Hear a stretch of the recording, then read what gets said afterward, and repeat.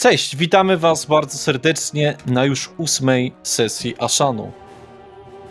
Miło znowu poprowadzić. Ja jestem Arch. Jak zawsze wcielam się w rolę Game Mastera. Ja jestem Radek i dzisiaj również wcielam się w rolę Ukharu Ashavi. Ja jestem Kajetan. Jak można było przewidzieć, wcielam się w rolę Ruvena. Ja jestem Karolina i dziś użyczę mojego głosu Nel. Cześć, miło, że znowu słuchacie. Jestem i wcielam się dzisiaj w Alexa Lloyda Lawrence'a. Dobrze, moi drodzy.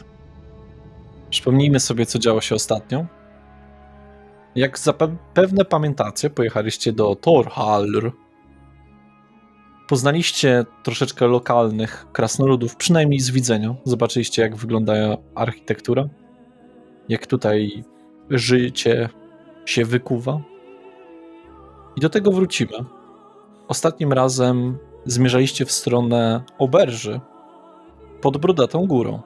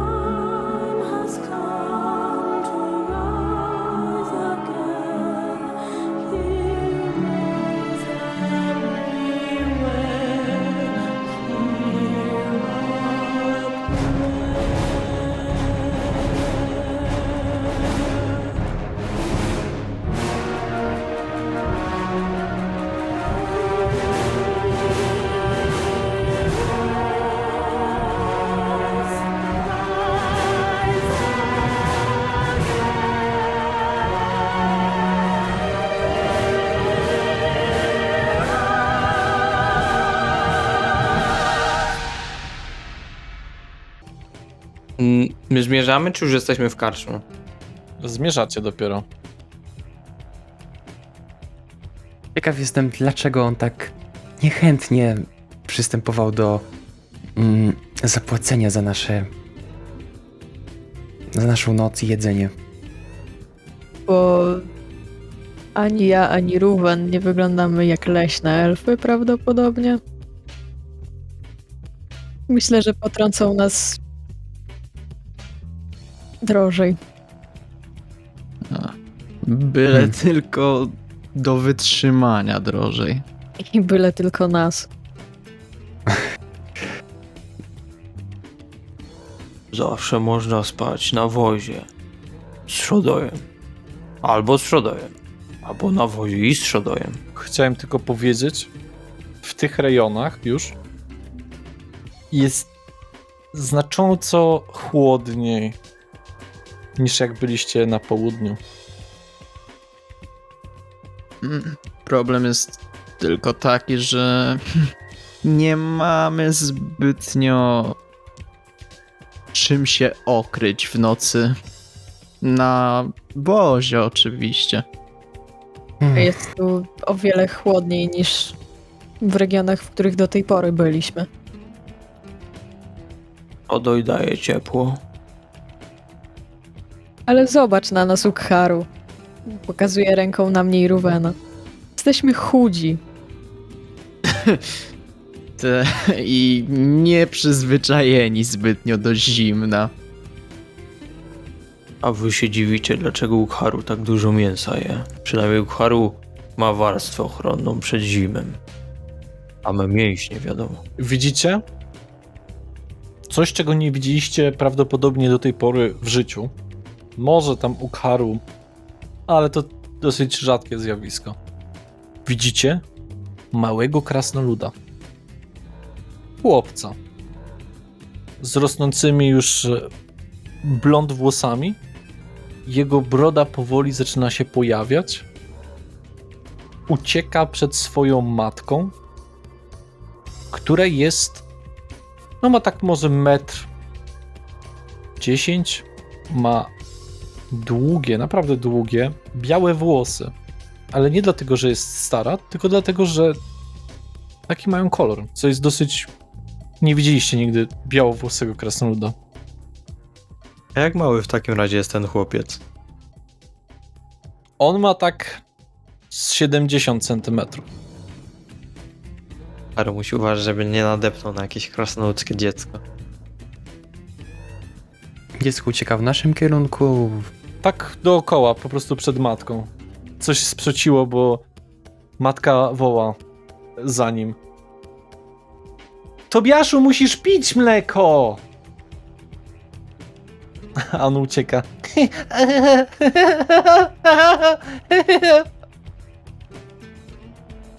Ale wy idziecie do oberży, tak? Tak, tak. Tak. No dobrze. Wchodzicie do środka. Drzwi są normalnej wielkości, jakby ktoś się zastanawiał. Kamienna oberża. Wchodzicie do środka i na wielu ścianach są takie pochodnie, które dają bardzo ładne, jasne światło.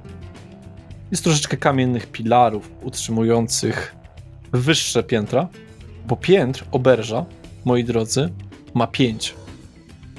Jak wchodzicie, widzicie kolejną niezwykłą rzecz. Widzicie krasnoluda? Dziwne. Ma brązową brodę, niezwiązaną w żaden sposób, długie brązowe włosy, ogromną klatkę piersiową i jest wyższy jeszcze od Ukharu z 30 cm. Stoi jak ochrona tego miejsca. Patrzy na was. Pociąga nosem. Dzień dobry. Witam w brodatej bramie. Nam głową. Skinam głową. Ja również. Proszę zachować kulturę. Ukharu zawsze kulturalny. Oczywiście. Zgadzam się. Widzicie, że jest sporo osób. Zdecydowanie dużo stolików jest zapełnionych. Jest sporo krasnoludów oczywiście, ale też ludzi, może jakichś magów. Może z 2 elfów, którzy wydają się być na schadzce. Podziwiają ten egzotyczny dla nich wypad. No i jest, jakby się wydawało, jakiś karczmarz. Krasnolud. Jedyne, co jest w nim niestandardowego, to to, że chodzi w butach, które dodają mu z 10 cm, takie drewniane klocki pod jego podeszwą. Jak oddaliśmy się już trochę od tego ochroniarza, to mówię do reszty drużyny. Ten krasnolud chyba pił dużo mleka. Ciszam głos. Bardzo możliwe. Tak zmieniając temat, to jest w końcu oberża pod brodatą górą czy bramą? Bo tamten gość powiedział inaczej niż krasnolud, którego przed chwilą byliśmy. Ukharu nie wie. Może są 2. Może poszli nie do tej. Brodatą górą. Mój błąd. Brodatą bramą. Mhm. Myślę, że nie ma co tracić czasu. Zapytajmy się karczmarza o oferty. Po prostu istnieje też brodata góra, więc... No dobrze, podchodzicie. Serwus.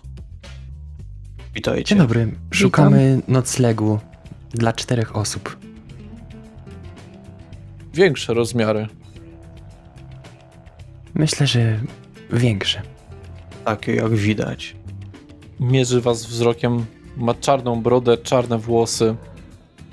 Widzicie też po prawej stronie kapłankę? Jakąś krasnoludzką w białych szatach. Ale z jakimiś runicznymi symbolami na jej berle. Nocleg, ja. 3 piętro, wolne. Po schodach iść. Mielibyśmy rozliczyć się najpierw. Za noc. Za waszą czwórkę. Tak. Zgadza się. Kiwam głową. 60 sztuk złota. Lloyd zaczyna szybciej mrugać. Przepraszam, wydaje mi się, że źle usłyszałem? 60 sztuk złota. Dobrze usłyszałem. 6 i 0. Kreśli w powietrzu palcem. Może mój wspólny chyba dobry. Dobry. Chciałem tylko... Ja za kuzyna pracuję.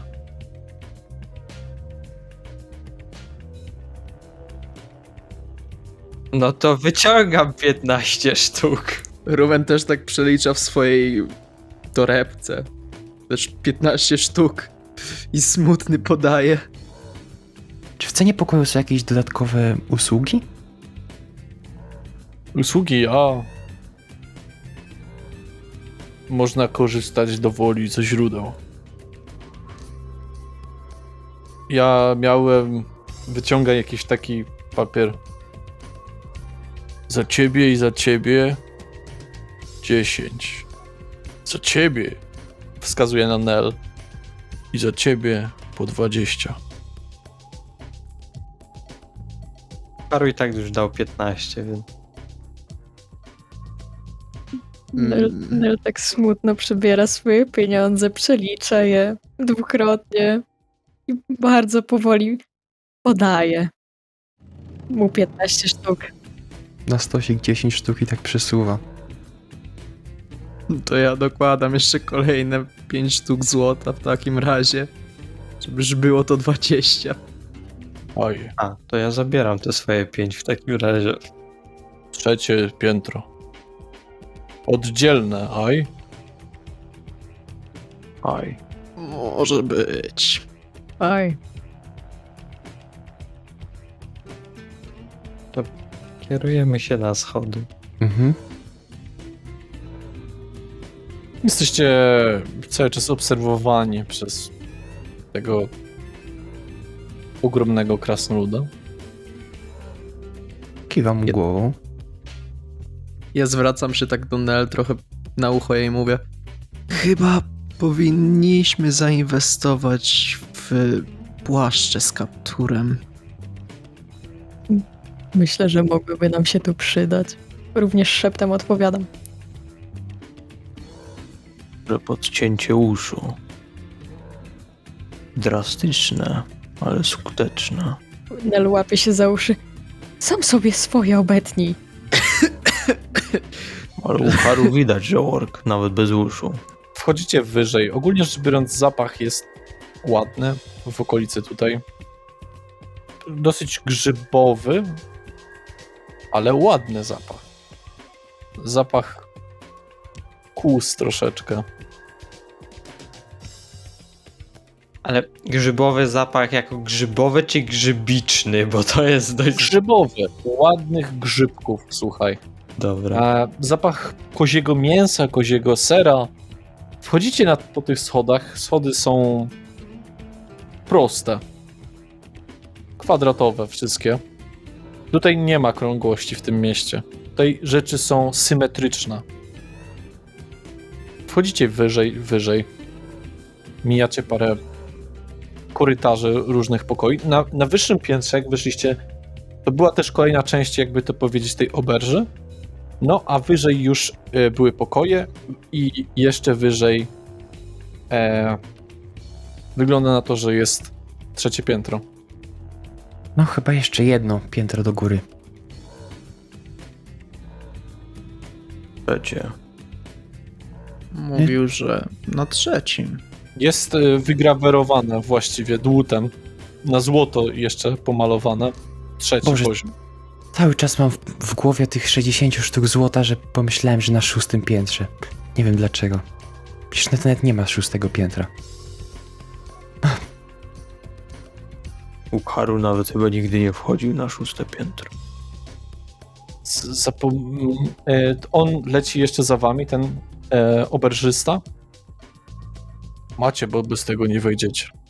I podaje wam kamienne klucze. Dziękujemy. 4? W sensie dla każdego pojedynczy? Tak. Zgadza Okej. się. Biorę. Biorę. Dziękuję. Na samym kółku klucza jest wygrawerowany numer pokoju. Mamy koło siebie? Tak. Naprzeciwko siebie. 2 pokoje. Pokój numer 401, 402, 403. Nie, przepraszam. 301, 302, 303, 304. Dobra. No to... Idziemy chyba jakby w głąb w to piętro, że tak powiem. Szukać tych pokoi. One są jakby na samym... Od razu przy schodach, no. No. Otwieracie swoje pokoje? Tak, ja chciałbym Otwieram pokój numer 304. Ja 301. To ja 303. To ja 302? No tak. Tak. Otwieracie i... No, to jest pokój. Na podłodze ogromny jakiś niedźwiedzie, skóra z nich, w połączeniu z małym, naprawdę małym kominkiem. Jakby te kominki idą w górę niczym takie rury. W każdym pokoju jest taki kominek. W każdym pokoju również jest kamienne łóżko, na którym jest dołożone dodatkowe pościele, kołdry, poduszki. Jest stolik, żeby sobie poczytać. I widzicie ogień zamknięty też jakby w rurze szklanej, oświecający pokój. Jest tutaj ciepło. I widzicie coś też, czego nie widzieliście do tej pory. Widzicie toaleta. Wychodek bezpośrednio w oddzielnym pomieszczeniu tego pokoju, taki mały, kamienny, z jakimś przyciskiem i obok widzicie, że można coś odkręcić i jest, no nie będę oszukiwać, kran. Ulala. Ja chciałbym się odwrócić za siebie i spojrzeć, czy mój pokój różni się jakoś od pokoju Lloyda i Ukharu. Bo rozumiem, że tak stoimy. Nie, są bardzo podobne, tylko kolor niedźwiedzi jest inny. Aha, okej. Jest bardzo schludnie, ciepło, przyjemnie i przytulnie. Niesamowite. Teraz ta cena jest znacznie bardziej wytłumaczalna. Muszę przyznać, nie chcę już wychodzić z tego pokoju, mogłabym tu zamieszkać. Ukharu wolałby już belę siana, jakby kosztowała 1 sztukę. Zgadzam się bardziej z Ukharu jednak. 20 sztuk złota za jedną noc w takim 10. pokoju. Jak dla kogo, Jak Ukharu? dla kogo? Podchodzę do... Ludy chyba poznały, że Ukharu pracował z krasnoludami. I jeszcze jedna mała rzecz. Są książki. Po 3 na każdy pokój. W takim razie chcę sprawdzić, jakie ja mam. Tytuły. Ja również. Rozumiem, że każdy. Tak. Tak. Dobrze. Rzućcie proszę na szczęście. Dobra. Zobaczymy. Niech los zadecyduje. Naturalne. 7. Naturalne 20. Mam pytanie, jeśli ja mam 1 szczęścia, to dodaję +1, czy nie? Możesz, nie musisz. Okej. Nie marnuj. 17. Okej.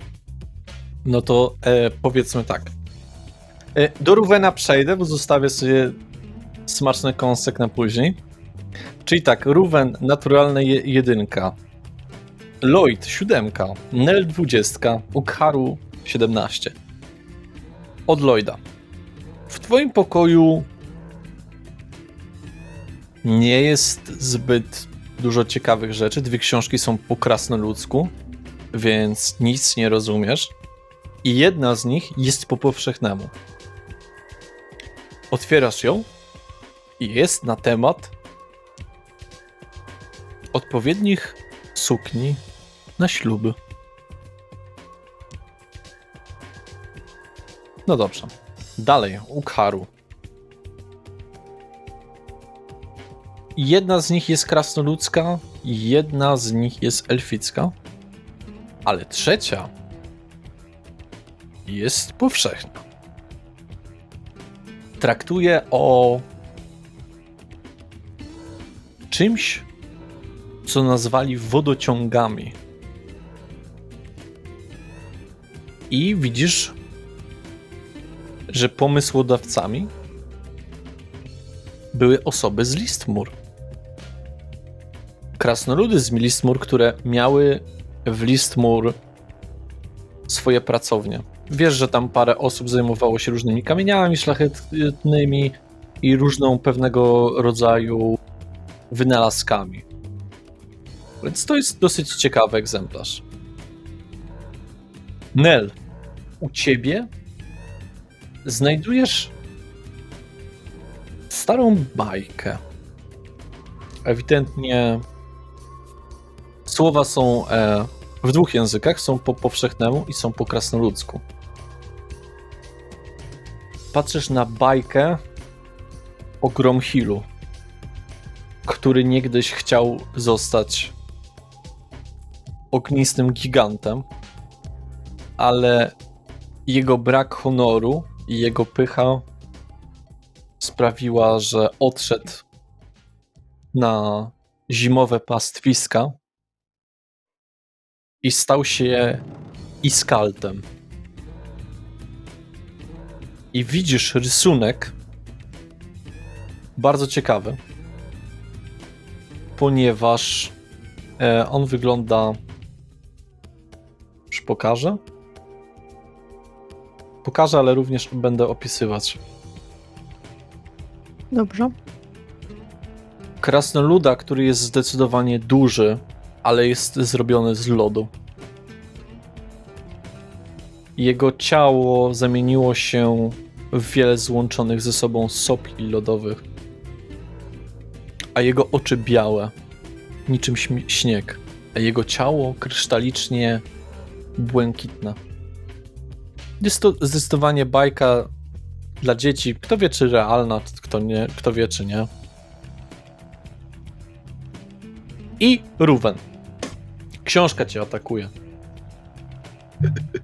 Słucham. Książka, którą otworzyłeś, wgryzać się w rękę. A! Próbuję ją strzepać. Pomocy! My słyszymy ten krzyk? Tak, powinniście. Dobra, Biegnę. to idę do tego pokoju. Jak otwieracie drzwi, widzicie jak Ruwen skacze jak porąbany z przyczepioną ręką. Z przyczepioną książką do jego ręki. Ja próbuję ją otworzyć jakoś jedną ręką, żeby Rzuć na spadła. siłę. Dobrze. 11. Nie udaje ci się zdjąć i wgryza się jeszcze mocniej. To będzie 6 punktów obrażeń. Ukharu, pomóż mi. I próbuję podejść do Ruwena i złapać za jeden bok książki i pokazuję, żeby Ukharu złapał za drugi. Ała, boli. Haru ma wielką konsternację na twarzy, ale robi to, co go proszą. I próbujemy ją ściągnąć z Ruwena. Oswobadzacie go. Książka upada na ziemię, pokazuje swoje zęby i swój język. Chcę na nią jakby nadepnąć, żeby się zamknęła. Tu na zręczność jeszcze bym cię poprosił. Na akrobatykę? Nie, nie. 1 naturalne. Książka zamienia się w kulę. Taką niedużą, jakby piłkę wielkości, na którą jak chcesz nastąpić, to się poślizgujesz i się przewracasz centralnie na plecy. Kulka zaczyna spadać w przedpokoju i coraz bardziej odskakiwać, a spadać na dół. Goń, biegnę za nią. Jesteś w tym pomieszczeniu? Wszyscy poszliśmy do tego, do Ruwena. Nie usłyszałem od ciebie, żebyś poszedł. W sensie ona jakby na korytarz wyleciała? Tak, ona To ja uciekła. chcę ją gonić. Co ja też jak wstanę. O! Pomagam wstać. Dziwna książka bardzo. Wracaj tu, ty... Jak ją gonicie, nie zauważacie nic poza pozostawioną kamienną wazą w przedpokoju na szafce i krzesłem. Zniknęła.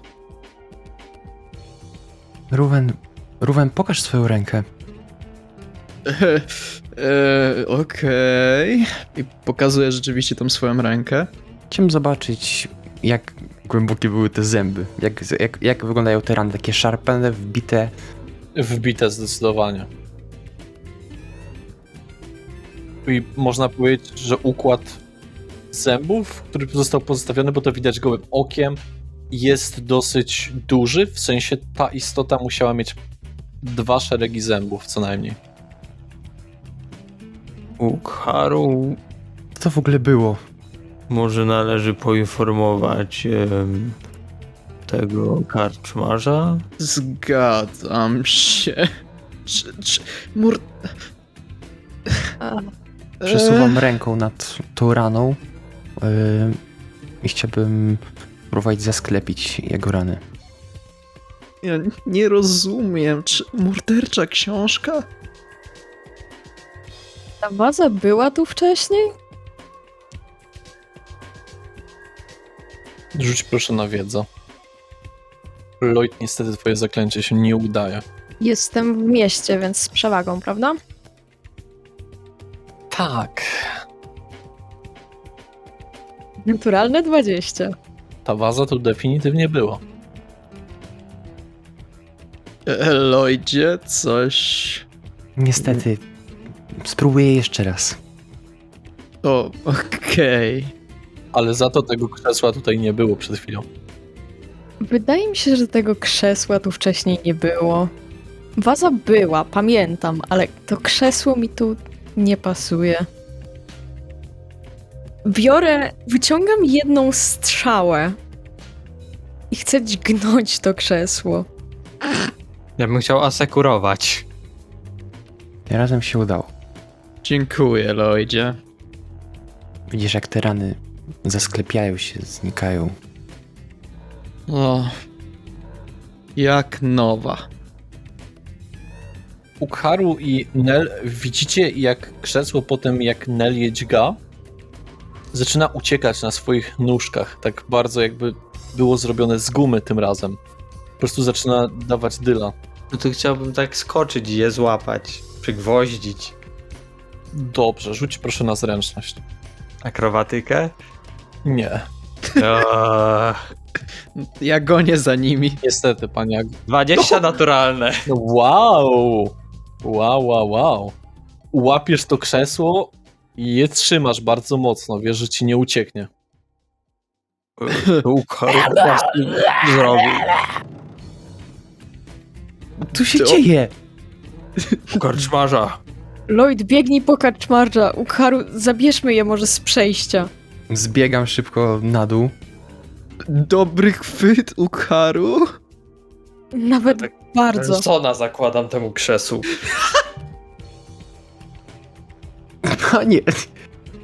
Panie karczmarzu! Tak? Przedziwne rzeczy się dzieją na górze. Jakie? Rzeczy ożywiają i atakują przyjaciela. Ożywiają, Krzesło tak? właśnie ucieka.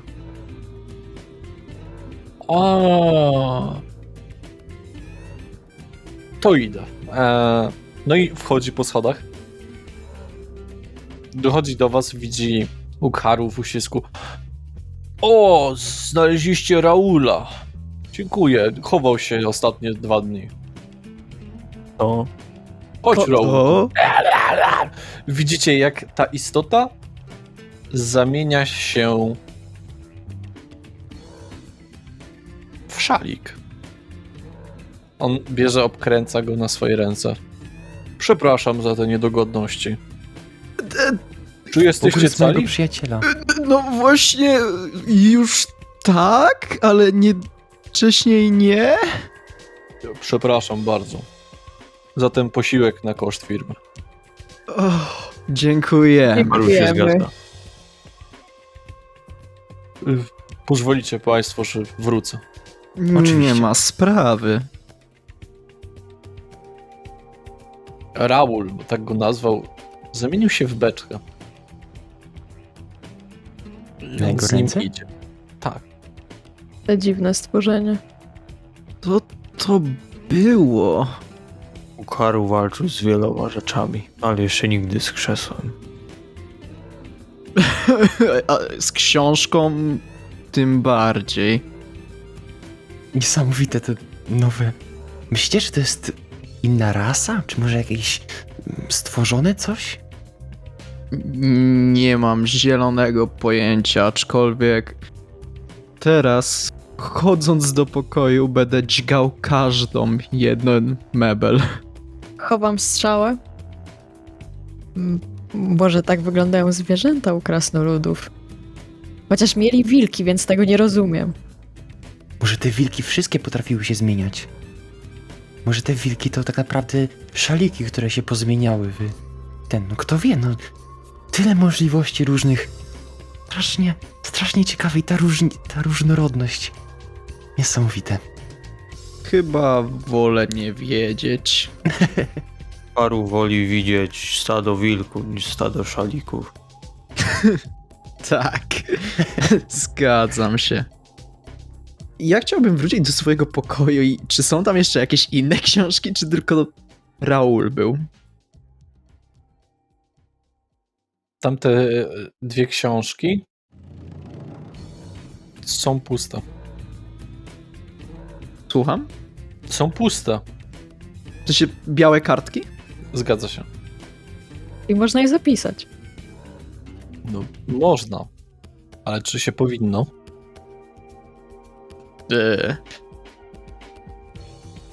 Pokój pisarza? Słuchajcie, znalazłam całkiem ciekawą bajkę u mnie w pokoju. Chcielibyście zobaczyć? Ona z rysunkami jest. Jest z rysunkami. Coś dla Ukharu. Czemu nie?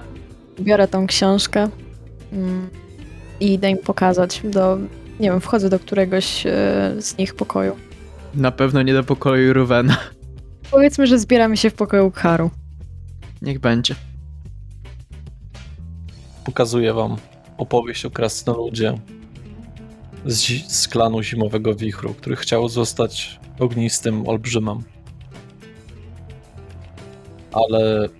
Ale chciał za bardzo. Są różne rysunki, jak był młody i trenował, a potem szukał sposobów na to, żeby stać się silniejszym znacznie szybciej. Chciał oszukać na treningach, chciał zaczerpnąć wszystkich mocy, by tylko mu się udało. Czy jest napisane, jak wygląda proces zostawania tym gigantem całym? Jest coś mowa o wulkanach, ale to tak pismo jest niedosłowne. Jak jeszcze raz się nazywał? Tak, chcę napisać dobrze jego imię. Gromhill. Gromhill. Gromhill. Mówiłeś, że książka była w 2 językach, tak? Tak, po krasnoludzku i po powszechnemu. Nel, będziesz jeszcze czytać ją? Trochę chciałam, ale większość przeczytałam, więc Pomyślałem, że może być dosyć dobra do nauki języka, skoro mam od razu przetłumaczone na powszechny. nie ma problemu.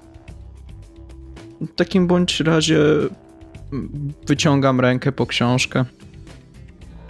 Jasne. Jeśli byś jeszcze chciał, to w moim pokoju są jeszcze 2 książki po krasnoludzku. Nie mam pojęcia o czym i może mogą ci się przydać. Jeśli mają przetłumaczenie, Chyba nie, ale chociaż może byś tytuł zobaczył, o czym są. mogę spróbować rozszyfrować coś z kontekstu. Czemu nie? Spróbujmy. Drużyna zamierza iść na kolację. Tak, oczywiście. Jest za darmo. A później spróbujmy tych całych źródeł. No, pewna osoba bardzo je polecała. Jak już tu jesteśmy, to nie możemy tego pominąć. No i ja sobie tak to zabieram tą książkę do swojego pokoju. Odstawiam, żeby ją na później móc się pouczyć języka. A ty, Ukaru, miałeś jakąś książkę po krasnoludzku? Jakieś dwie, ale Ukharu nie zwrócił uwagi. Zobaczył książkę o jakiś wodociąg. Z listu Wodoczym? ciągach. W sensie coś, co ciągnie wodę? Oś chyba, wodociąg Ukharu to... się domyśla. Nie, Ukharu jeszcze nie czytał, nie wie. Ale wie, że krasnoludy z Listmund to zrobiły, więc może przeczyta. Jak można ciągnąć wodę? Może w misce. Albo przez A miałeś coś jeszcze u Kharu? jakieś dwie książki po krasnoludzku. Ukharu nie zna. Mogę spróbować chociaż tytuł odczytać. Może mi się uda, ale to już na pełnym brzuchu. Najpierw zjedzmy kolację. Ciekawe, co nam tu podadzą. Jak Nel taka zainteresowana książkami są na półce. To idę zobaczyć, jakie u Kharu tam miał książki na półce. To ja idę z Nel w sumie. Jedna po krasnoludzku, jedna po elficku jeszcze została, prawda? Dobrze pamiętam? Książki u Ukaru. Książki u Kharu. Tak. To ja chciałbym odszyfrować chociaż tytuł albo na jaki temat jest tak po krasnoludzku, jeśli mi się uda. A ja biorę tą po elficku. Wiedza z brakiem przewagi. Okej. Ta po elficku nie mówi o niczym ciekawym. Jest bardziej taką opisem różnych drzew. 11. Nie rozumiesz nic. Zbyt zaawansowane. Przydałby się jakiś tłumacz. Nie na moją wiedzę. I ja zabieram tę książkę, którą podała mi Nel do siebie i później spróbuję się z niej pouczyć może trochę języka. Tą książkę o Gromhillu. Zgadza się. Dobrze. No i rozumiem, że schodzimy wszyscy sobie na kolację. Idziemy Zgadza jeść. się. Przynajmniej taki był plan.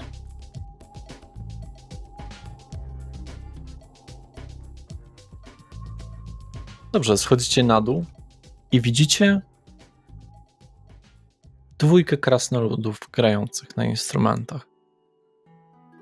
Jeden na bębenkach, drugi na lirze.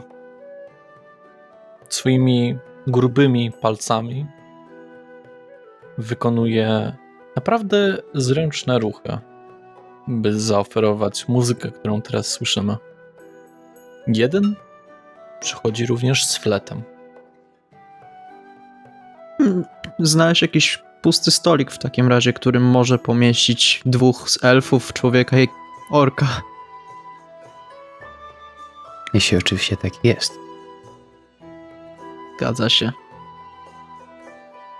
Krzesła i stoły są dosyć dostosowane, tak gdzieś średnio do wszystkich.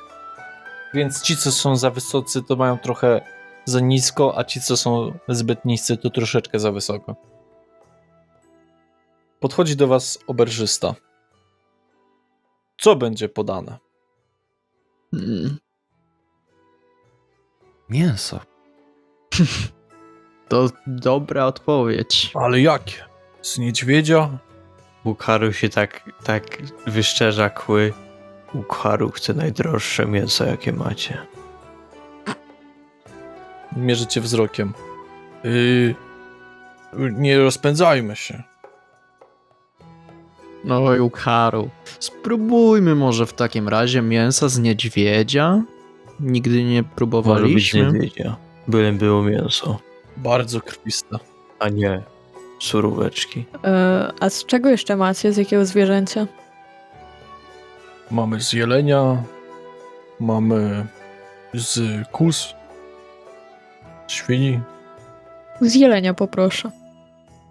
Proponuję gulasz z jelenia. Bardzo chętnie. Ja poproszę tego z niedźwiedzia. Ja również. To jakieś potrawy jeszcze poza po prostu mięsem? Tylko ostrzegam, że jest ciężko strawny dla nieprzystosowanych żołądków.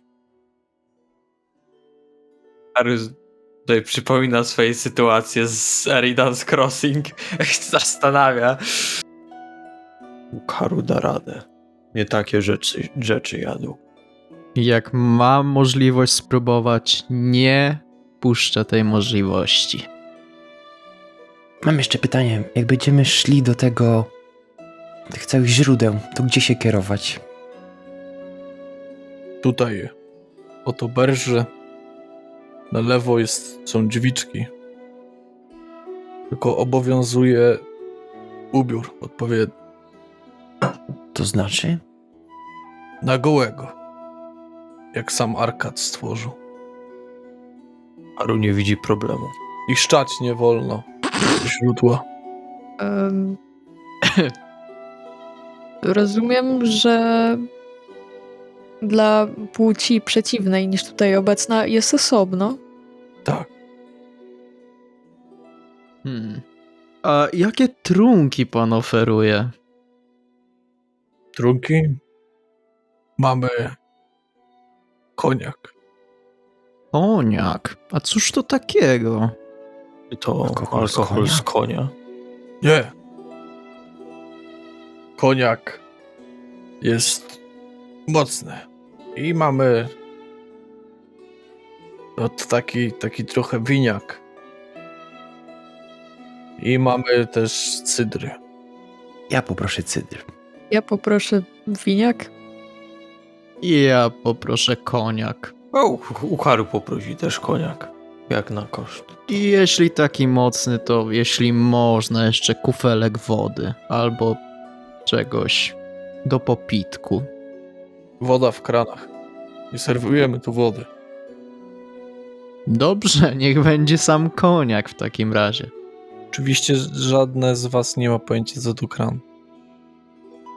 A, A gdzie można znaleźć ten kran? W Na pokoju. targu jest kram.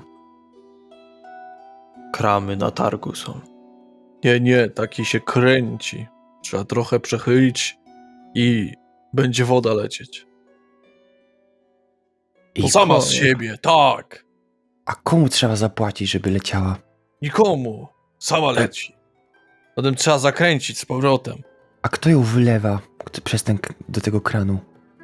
A, dobrze pracujące krasnoludy. Takie jak ja. Wdzięczność. Może wodociągi. O, Niech ich ogień nigdy nie zgaśnie. dobrze. No, to ja się zabieram. Co to miało być? Gulasz raz z jelenia? I I- 2 razy z niedźwiedzia? Stek? Trzy razy. 3 razy. Haha, dobrze. I 2 razy koniak i cydr? Cydr. Nie. i winiak. Koniak to winiak. To winiak. No. No i poszedł. Ja chciałbym się rozejrzeć, kto jeszcze oprócz nas jest w tej karczmie w sumie. Oprócz tych grajków. Tak jak opowiadałem. Poprawcie mnie, jeśli się nie mylę, ale czy on powiedział, że w naszych pokojach jest krasnolud, który nam daje wodę i to może być on? Czy on jest w ścianach u nas? Czemu Ukharu miałby poprawiać Lloyda, jak się nie myli? Ja nie widziałam krasnoluda w swoim pokoju, ale widziałam coś, co można było odkręcić i zakręcić. Może o tym mówił. Obok wychodka. Wystawał ze ściany? Tak, To mamy był ten. obok wychodka, co jest niesamowite, że mają wychodki w pomieszczeniu i to kamienne. To musi śmierdzić trochę. Tak cichutko mówię. Mm. i muszą być No. zimne. Przynosi taką drewnianą małą beczułkę, rozlewa po takich dużych kuflach. To jest wasze palone wino, czyli koniak. Dziękujemy. Podobno mówi na południu, my na to palone wino mówimy. Palone przez cycate krasnoludki. Piękne. Harry sobie przypomina tą krasnoludkę jedną, co widział na wejściu. Chwała im. Chwała im. No a tutaj cydr. Został śliwkowy. Dziękuję. To jest przynosi w jakimś kufelku, w jakimś butelce? W ceglanym flakonie, takim pół litra. Ale wasze kufle też mają gdzieś z pół litra tego płynu. No Jak dobrze. Zaraz mnie spytacie, jak nam to smakuje, znając życie. Ja mam pytanie w inną stronę. Czy sądzicie, że wasze postacie by polubiły mocny alkohol? tak. Tak? Chyba tak. Chyba? Okej, to na bazie waszych odpowiedzi wam powiem. Ruwen plus 6, Ukharu plus 4, Nel plus 3. 11. Dosyć dobre. Naturalna jedynka. O, 2. Dla was jest za mocne. Nie jesteście przyzwyczajeni do tego. Smakuje naprawdę jak palenisko w ustach. Tak, Lloydzie? W czym oni dostali te... W drewnianych, dużych kuflach. O, okej. A ty dostałeś taką szklankę. Szklankę. Ten flakonik myślę, że dostałem. Tak, ale do tego szklankę. Po prostu O, przezroczystą. Taki kieliszek po prostu. podnoszę. Wspaniała robota. Rzadko się znajduje, pomimo tego, co możecie myśleć, w żadnej karczmie poza Tuttirimi nie ma ze szkła zrobionych rzeczy. To jest na ogół glina, ceramika, drewno, bo szkło jest dosyć drogie i ciężko wytwarzalne w tym świecie. Dziękuję za uwagę. Prawdę powiedział ten, kto uznał krasnoludów za mistrzów rzemiosła. Spójrzcie chociażby na tą szklankę, a dają ją po prostu do picia. Mogłoby stanąć w domu jakiegoś lorda. Widzicie, jak Nel wykrzywia twarz po prostu ten. Wszystko w porządku, Nel? Jakbyś pochodnie połknęła, ale nie poparzyło języka. Trochę pali. Jakbym połknęła pochodnie. Haru się czuje, jakby węgielek z ogniska zjadł. Przesadzacie. Zdecydowanie nie jest elfickie wino. Wzięliście tylko łyka, tylko chcę wam uświadomić, bo Jak ci tak smakuje, Ruwenie? Podsuwam. Litr mocnego alkoholu. A mnie Ruwen będzie dobrze spał. Jest jeszcze ciepło. Tylko do łazi niech nie idzie. W takim bądź razie może ty, Lloydzie, chciałbyś spróbować alkohol, Nel. A spróbuję. Daję mu. bez żadnego plusa. W sumie -2 bym Nie. powiedział. No, okej. Tak mi się wydaje, że gusta żywieniowe powoli się po tych sesjach zaczynają kształcić. Moi drodzy, w świecie fantazy możemy też zostać kulinarnymi krytykami. Nie zapominajmy o tym, że potrawy otaczające mają finezyjne rzeczy. Będę rzucał, tylko po prostu odegram. Rzuć no. Widzowie, kiedy ostatnio jedliście stek niedźwiedzia? No właśnie. Rzucaj. Rzucaj. Jesteśmy ciekawi. O, Jezus Maria.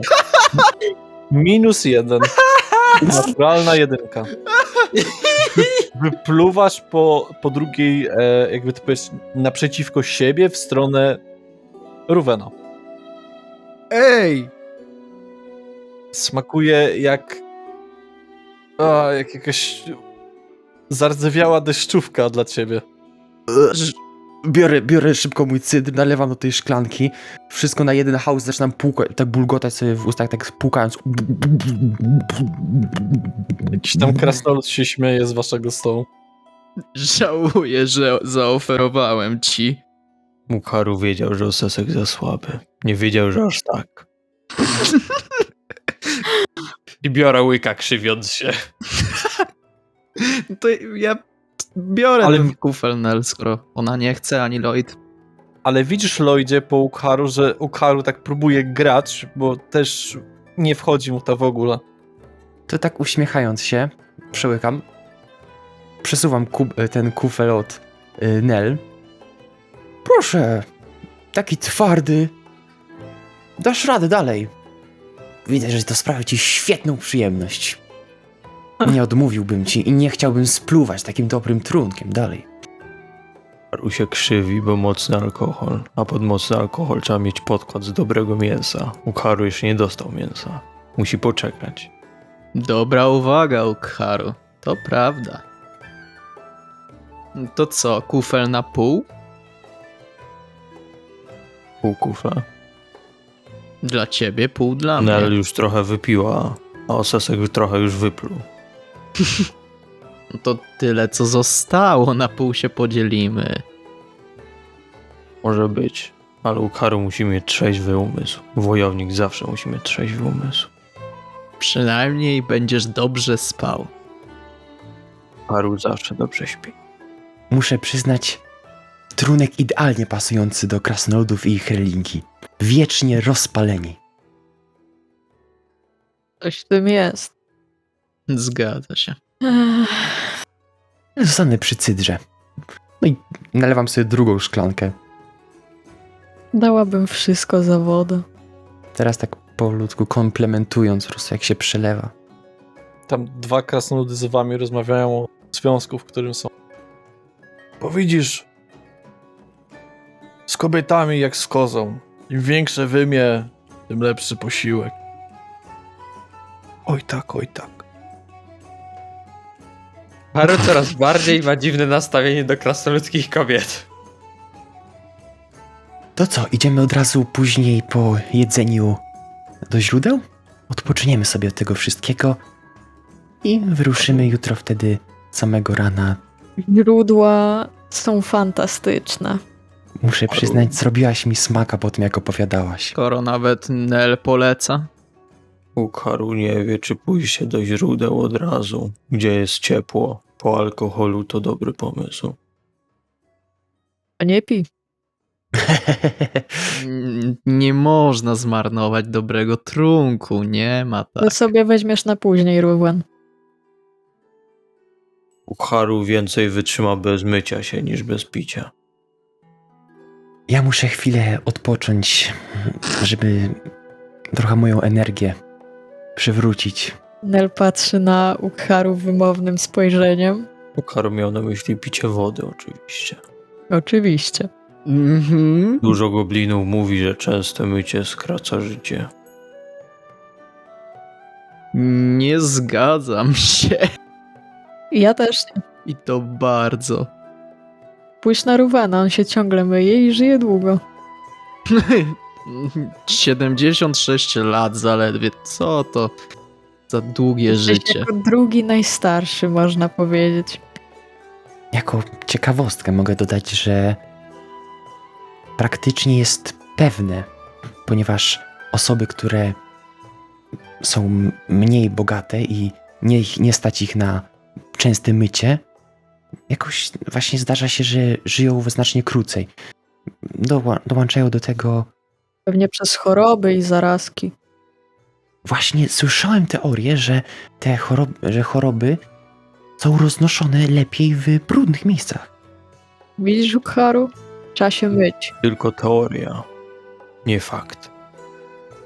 Nikt tak naprawdę nie wie, skąd biorą się choroby, ale wiemy, że większość chorób sprawia wrażenie, jakby przenosiła się z jednej osoby na drugą. Choroby biorą się stąd, że bogowie są źli. U nas Nie na zgodzę statkach, się. na statkach mieliśmy takie coś jak szkorbut. akurat wtedy wierzyliśmy, że to... Ocean odgrywa się na nas za niewłaściwe traktowanie. Czyli też zarazem bogowie. Tak mówił. No, na razie może zostajmy przy tym.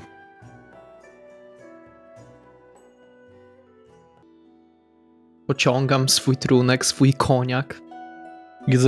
Jedzenie zostaje przyniesione. Porcje tego niedźwiedzia są całkiem spore. Grubo ponad 1,5 kilo. No i potrawka. Bardzo ładna, z jakimiś takimi wiosennymi warzywami. Haru zabiera się za jedzenie, no. Ja też. Ja chciałem się spytać, ile palonego wina wypił Ukharu i Ruwen? No, Ukharu jak na razie może za 3 łyki. No ja nie wiem, może 1/4 kielicha? Kufla. Dobrze. To rzuć na kondycję. Dobrze.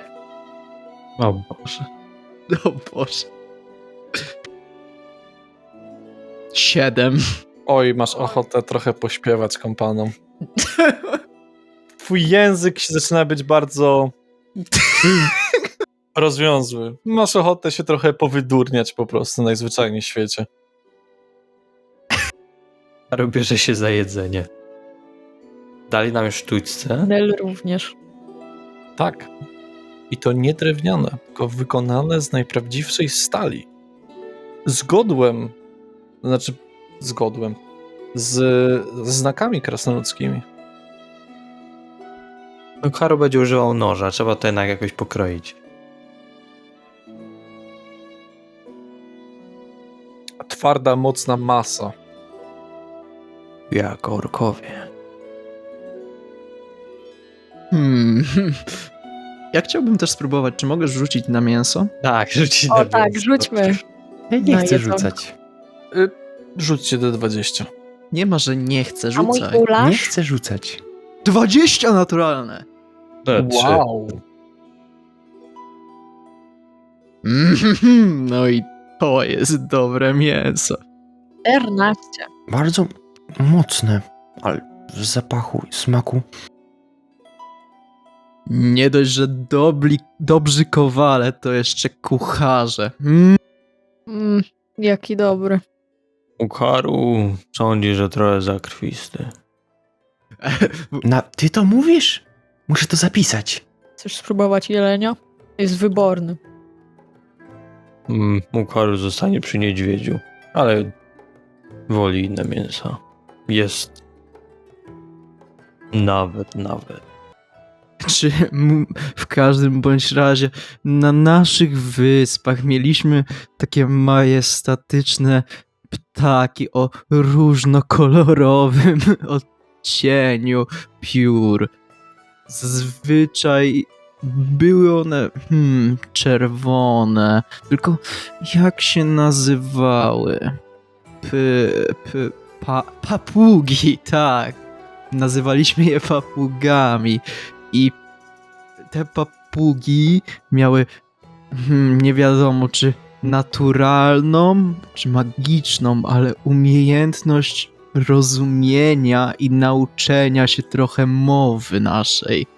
I pamiętam jak raz byliśmy na rejsie. Przewoziliśmy taką jedną i pamiętam z moim przyjacielem Cyranem nauczyliśmy ją krzyczeć abordaż. I pewnego razu, kiedy nasz kapitan spał, podstawiliśmy ją do jego pokoju i daliśmy jej znak. Kapitan jak wskoczył, uderzył łbem o sufit. No śmiechom po prostu nie było końca, aczkolwiek później było już dla nas trochę mniej śmiesznie. No i no po prostu niesamowite zwierzęta. Pamiętam, jest taka jedna wyspa nieopodal miasta, takiego, jak to Kregu, nieopodal Kregu. Jest taka Parę osób zaczyna patrzeć w twoim kierunku.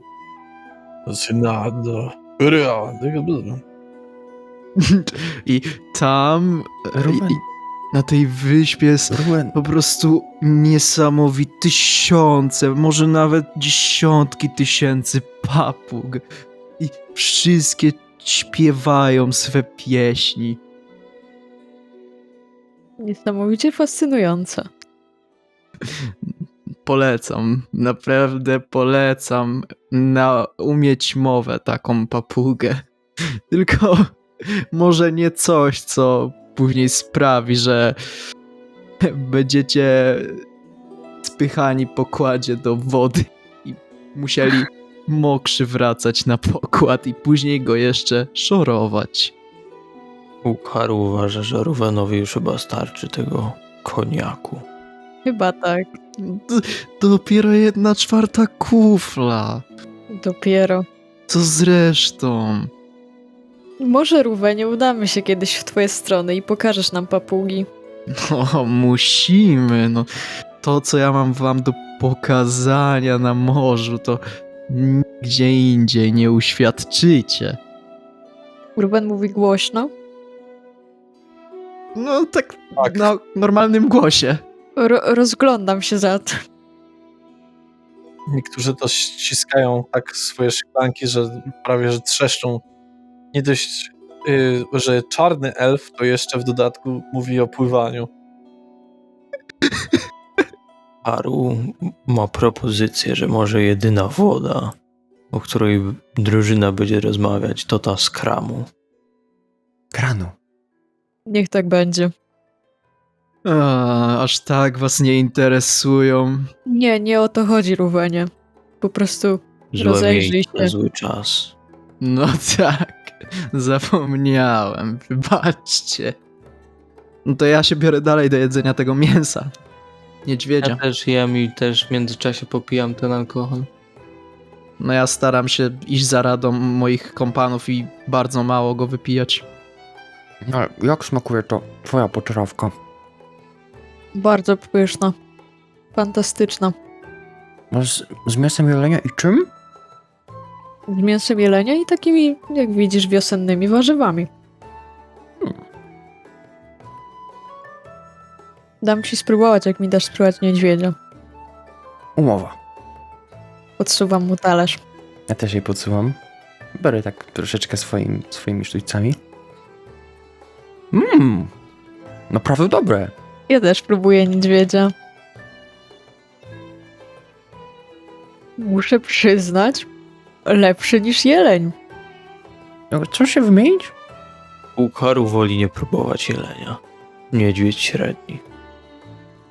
Chce się Chciałbyś wymienić?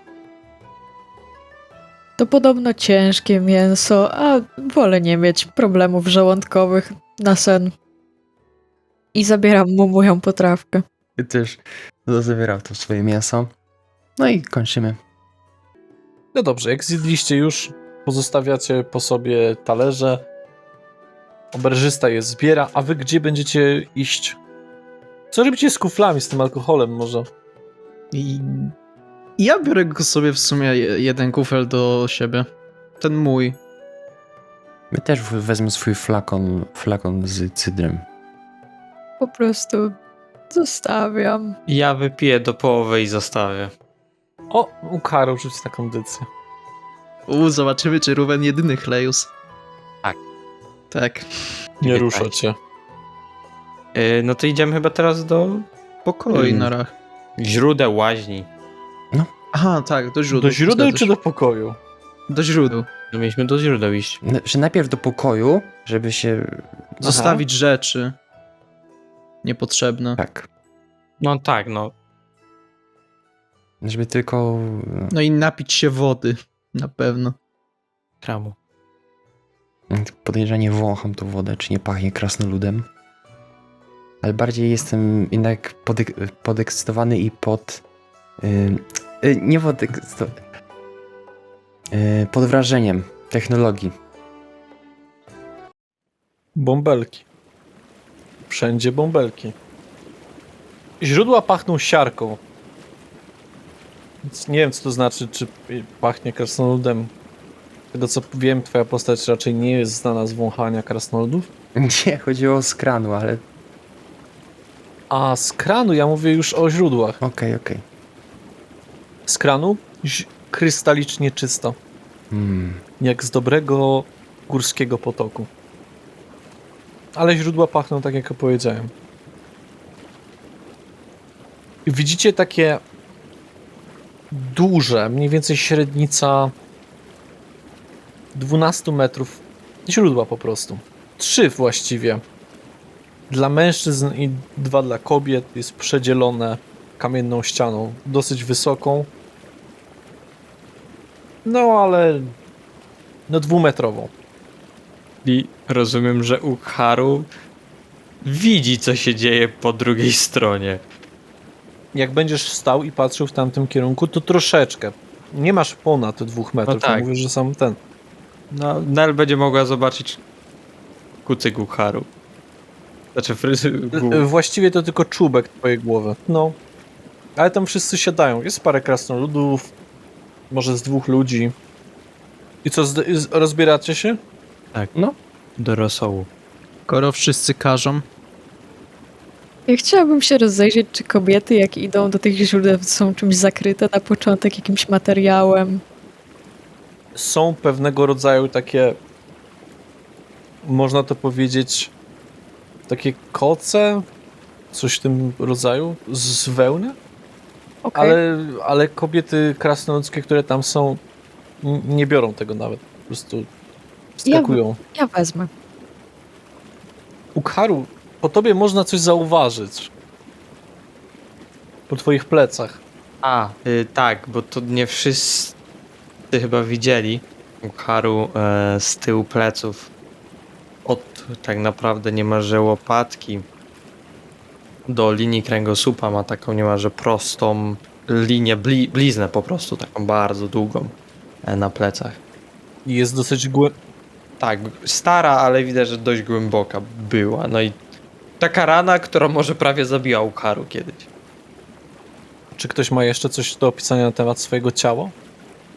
Tak, jak Lloyd pozbywa się tych obszernych szat kapłana, widzicie, że ma bardzo, bardzo chudą sylwetkę. Mimo, że się rozbiera, cały czas ma na szyi medalion. Księżyc. Tak, z księżycem.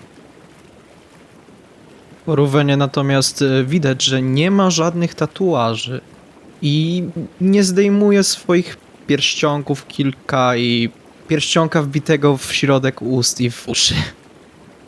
Aczkolwiek no, ciało wygląda na dosyć normalne, zdrowe po prostu. Ukharu tak patrzy na Lloyda. Tak kręci głową z rozczarowaniem. Czego ty się spodziewałeś? Niczego. Ukharu to od walki? Nie, Ukharu spadł z drzewa. Głupie pytanie, głupia odpowiedź. Wygląda paskudnie. Wyglądało gorzej parę lat temu. Pamiątka po wyjściu z Ranaru. Ktoś ci pomógł, żebyś się zasklepiła, czy sam musiałeś sobie radzić z raną na plecach? Ukharu sam musiał sobie poradzić. Zmieniał opatrunki, nakładał ziołowe papki, leżał. Problematyczne miejsce do samodzielnej kuracji. Niektórzy orkowie, których Ukharu spotykał, pomagali. Myślałem, że nie lubisz się ze swoimi tego rodzaju. Ukharu nigdy nie powiedział, że nie lubi orków.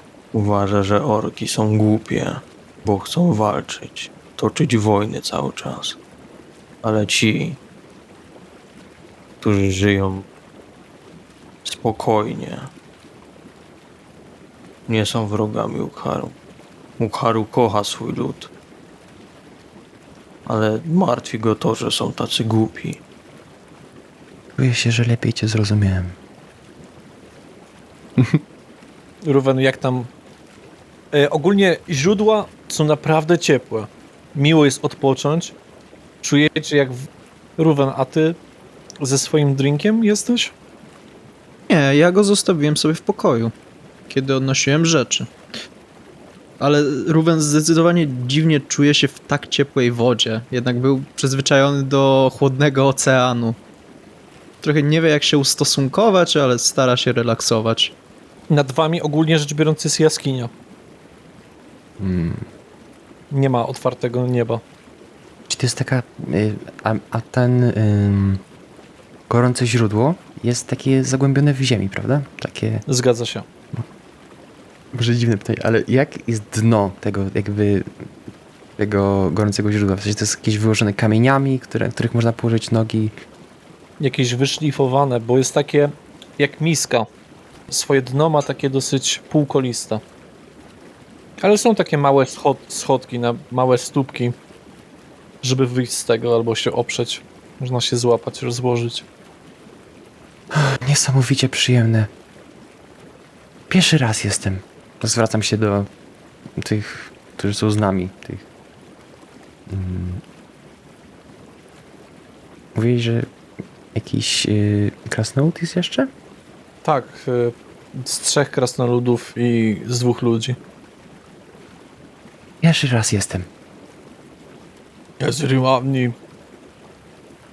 A państwo? Zwracam się do ludzi.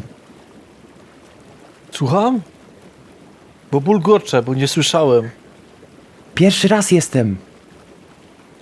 W gorących źródłach. Dobrze. Nigdzie nie można znaleźć podobnych rzeczy. Potakują. Jesteś tacy... Nie można ich w sumie ocenić po byciu nagim. Każdy nagi jest równy. Ale tam wcześniej były takie, jakby to powiedzieć, wieszaki i tam były jakieś takie dosyć bogatsze ubrania. Dobrze, że pan jest. Tak. Przepraszam, bo my tu rozmawiamy. Nie przeszkadzam. Jak się bardziej rozluźniam. I zwracam się do Ukharu. Oby Czynel się dobrze bawi. Może nawet kogoś nowego poznała. Nel jest otoczona samymi krasnoludkami, które gadają tylko i wyłącznie po krasnoludzku. Patrzą się co jakiś czas na Nel. Nel jest dosyć osaczona nimi. Ukharu by się bał. Krasnoludzkie kobiety zaczynają powoli przerażać Ukharu. Ukharu, może krzykniesz do niej? Dlaczego? Nel, zauważyłaś niepokojącą modę u krasnoludek. To znaczy? Krasnoludki mają warkocze. W nietypowym miejscu. Zgadza się. Rozumiem. Pomiędzy nogami. Staram się nie patrzeć. Jakieś kokardki. Niektóre mają 2 warkocze, niektóre 1. No może taka moda. Kto wie?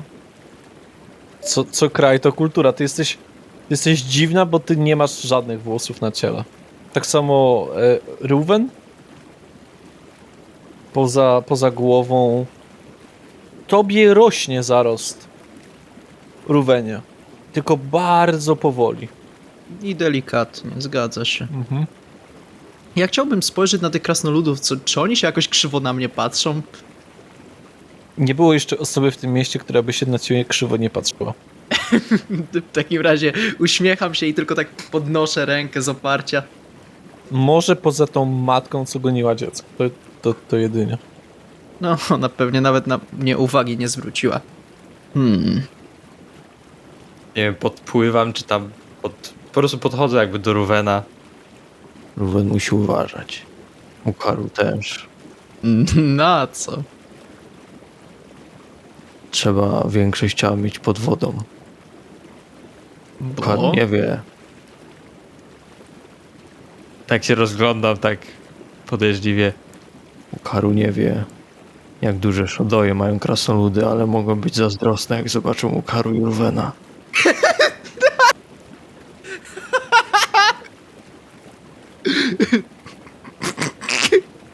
Krasnoludy już się bardziej negatywnie na was patrzą. To było po cichu powiedziane. A ja śmieję się na cały głos. Nie, one patrzą się krzywo, bo widzą, że Ruben się śmieje. Ja tak macham do nich, tak pokazuję im rękę. Witajcie. Dobre, Ukaru. Ale myślę, że panowie mają większe problemy w życiu. Ale dziękuję za twe zmartwienie. Za tych krasnoludów. Nie chcemy jeszcze bardziej narażać się ich kulturze.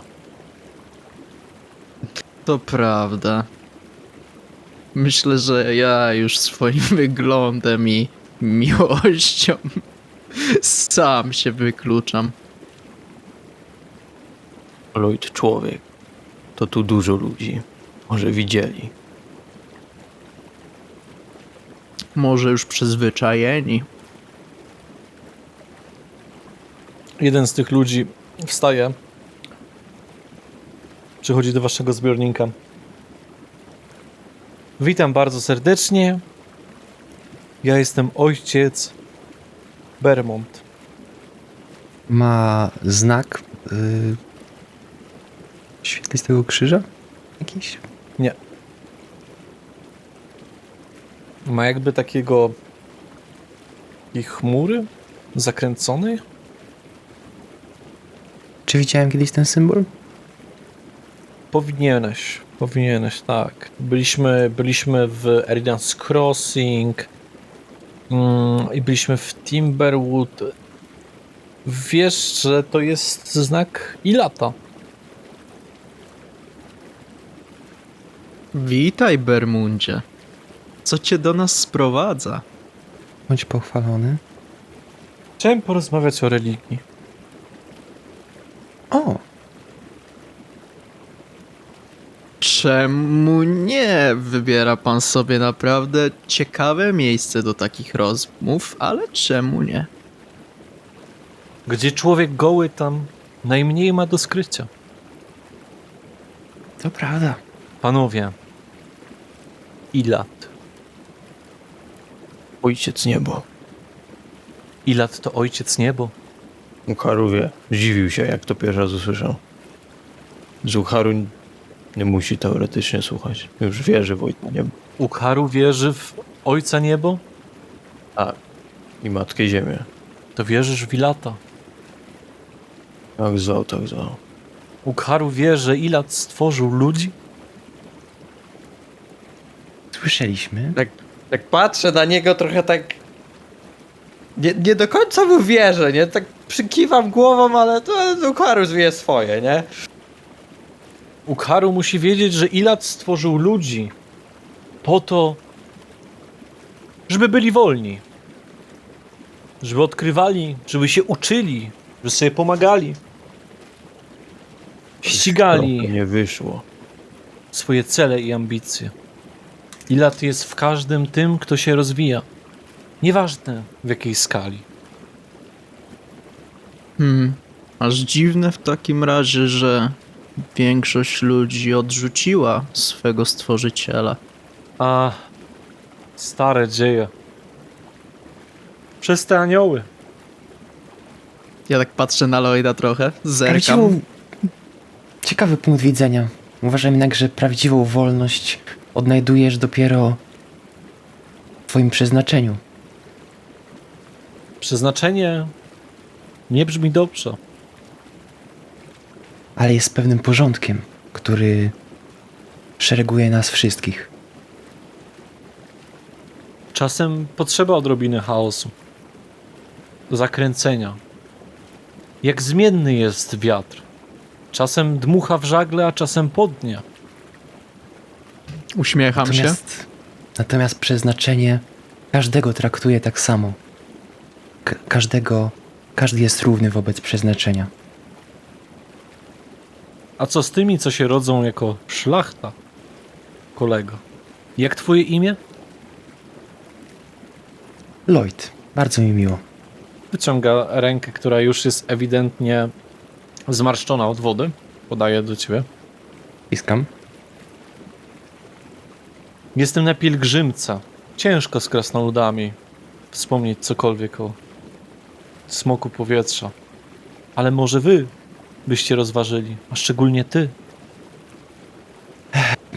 No, trafił pan chyba całkiem słabo. Też jestem na pielgrzymce. Dla kogo? Dla Aszy. Haru nie wiedział, że misja dla pana Wiktora to pielgrzymka. Pielgrzymkę rozpocząłem już jeszcze przed tym, zanim was spotkałem.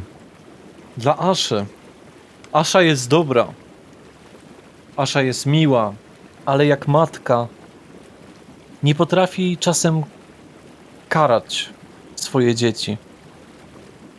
Po co karać, jeśli można ich ustanowić na dobrą drogę, zamiast wyznaczać bolesne kary? Nie mówię tu o cierpieniu. Mówię tu o tym, że w wizji Aszy wszyscy jesteśmy równi. I uważam to za prawdę. A ja się pytam, gdzie równość dla tych, co w niewoli tkwią? Równość jest... Byłeś kiedyś Lloydzie? Może w Foster is Rich? Nigdy. Zniewolone miasto. Kogo? Za 30 sztuk złotych goblina można kupić. U Haru tyle nie dało. Za 80 orka. Za 60 człowieka. To straszne. Za pewnie, nie wiem, za 100 elfa? To straszne, ale Ja mówię na ucho do Ukaru. Spokojnie, ty jesteś wart więcej niż 1000. więc dobrze wiesz, że mimo, że wyznajemy pewne zasady, to wiemy, że nie są one ogólnie akceptowane. I na naszej pielgrzymce chcemy, żeby jak najwięcej osób przyjęło nasze rozumowanie. Moje serce pęka, kiedy słyszę o takich wypadkach, jak że ktoś mógłby zniewolić i za nędzne sztuki złota kupić inną istotę. Wstaję. Jak mi Bóg stworzył, wstaję i wychodzę. Zdenerwowany? Nie martwię się o to, czy jestem nago, czy nie. Tak, trochę zdenerwowany. Ej, Ukaru... No i Widzisz tylko gołe pośladki Ukharu. Zamykające drzwi. Znaczy, Ukharu zamyka, nie pośladki są. Tak.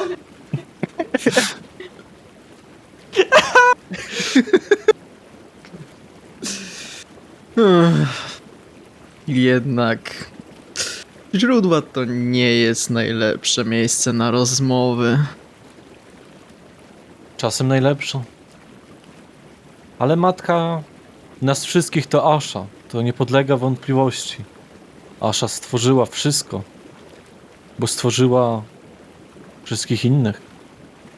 Ale jak matka, która boi się, że dziecku stanie się krzywda, czasem ma rację, a czasem ogranicza. A wolność i lata pozwala ci robić co chcesz, bylebyś nie krzywdził innych. Pomyśl o tym, Lloydzie, kapłanie Aszy. Wstaje i kieruje się do wyjścia. Ja na odchodne tylko mu mówię, niech wiatry lata cię prowadzi. I ciebie też. Jak myślisz, Lloydzie? Powinniśmy tak samo wyjść, sprawdzić co z Ukaru? Jest naszym przyjacielem, powinniśmy z nim pogadać o tym. Każdy by poczuł się źle, gdyby coś takiego usłyszał. Zgadzam się. To prawda. Daję? Ja też wstaję, jak mnie lat stworzył i wychodzę. kieruje się do przebieralni. Ten murek sięga do, ten, który oddziela, sięga jakby do samego sufitu, czy Nie. to tak to głośniej powiem? Nel, my już idziemy! Okej. I wychodzę. I my też idziemy na przerwę. Przerwę teatralną. Zapraszamy. Proszę iść na papierosa, albo i nie. Naszego sklepiku. Także słyszymy się na drugiej części tej opowieści.